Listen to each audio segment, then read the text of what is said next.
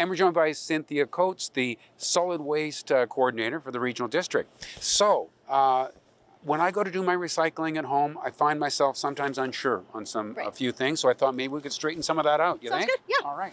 Now here's one. Okay. You get items like this. Yeah. You're going to put that in the cardboard, but then there's a little plastic film on there. Should I take the time to remove that? Yeah, so we always want different types of materials separated. So if you can separate plastic from cardboard, that's ideal. That can go in your cart. And then this is a type of flexible plastic that goes to a depot. All right. So the thing is, what I'm picking up on here is when you do your recycling, you should be putting everything you can in to go into the bin, but there's quite a lot of stuff that should be recycled, but that can't go in the bin. Things like this, right? Yeah, so flexible plastics, lots of our products come in these days, and these are depot only. So there's a wide range of plastic bags, even like your bags that avocados come in, or your rice bags, then all of this kind of packaged salads, zipper bags, stand-up pouches that you get your frozen foods, all of that is recyclable, but at a depot only, does not go in your cart.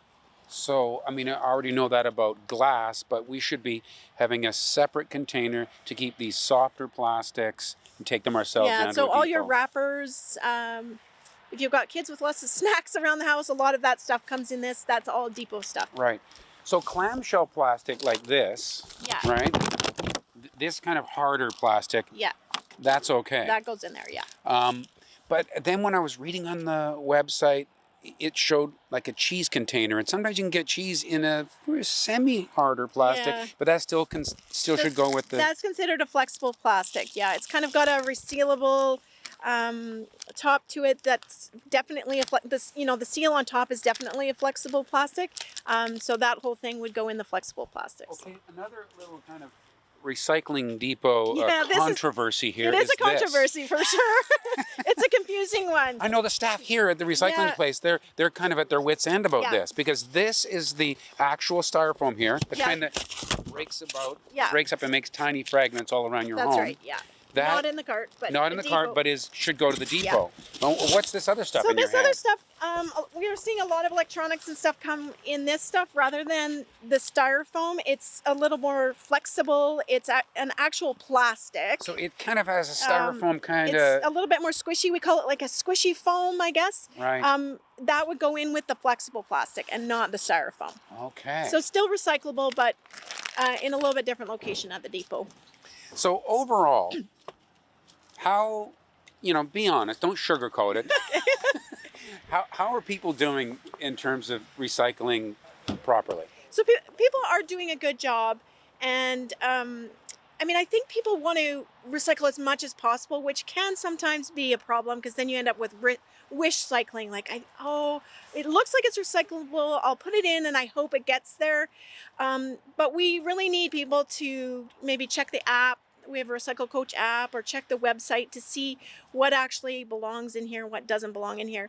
So we're seeing about a 12% contamination rate. So that's stuff that doesn't belong in here. About 4% of that is depot only stuff. So that other percentage is stuff that just doesn't belong. It's garbage, it's scrap metal, it's construction material, it's books. So we want to get that stuff out of there because we can be penalized by Recycle BC if that stuff ends up in our carts. And we have been. We have been, yeah. We had about $55,000 surcharges last year across the region for having stuff in our carts that don't belong. When audits are done on our garbage, is there a lot of recyclables that are winding up in our garbage still? There still is. I don't know the number off the top of my head. We do an audit every 2 or 3 years. We're due to do another one this year, or in 2024, so we'll see where things are at. I would say generally there's not a lot of recycling that's going in the garbage.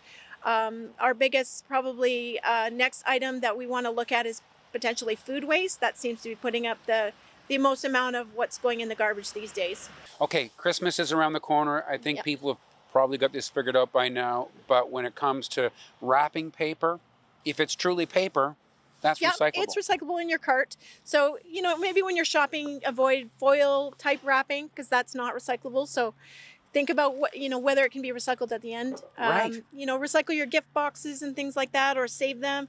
Save your bows and ribbon for next year. You're going to get a lot of Amazon packaging, that kind of stuff. Those are all, if it's paper-based, would go in your cart, but if it's a bubble mailer, for example, that needs to go to your flexible plastics at the depot. Right. Now, milk cartons, they are recyclable. It says on the website that they shouldn't be, only because they're trying to remind people you can get a deposit back if they're for beverage. Yeah, so milk cartons and milk alternatives are a new item to the beverage system, so you're paying a deposit on those, so it's worth taking them back with your liquor and your pop and stuff and get the deposit back. Yeah, you could put it in here if you want. It'll get recycled, but ideally we want it to get to the bottle depots. And one other box I wanted to check on this is pizza boxes. If they're reasonably clean, yes? Yeah, if they're reasonably clean, lots of them have a liner, which is handy. You throw that out, and that's absorbing a lot of the grease. If it's super greasy, then just rip the grease part out and throw that in the garbage and recycle the rest of it. So it's all, Excellent. And this garbage audit, that's coming up soon. When's that happening? We should maybe be there for that. We don't know the timelines yet, but maybe there's a privacy concern. You can't look at someone's garbage. I'll have to check that. But thanks very much for your time. Thank you. I appreciate that. Cynthia Coates, and thank you for watching Kelowna Now.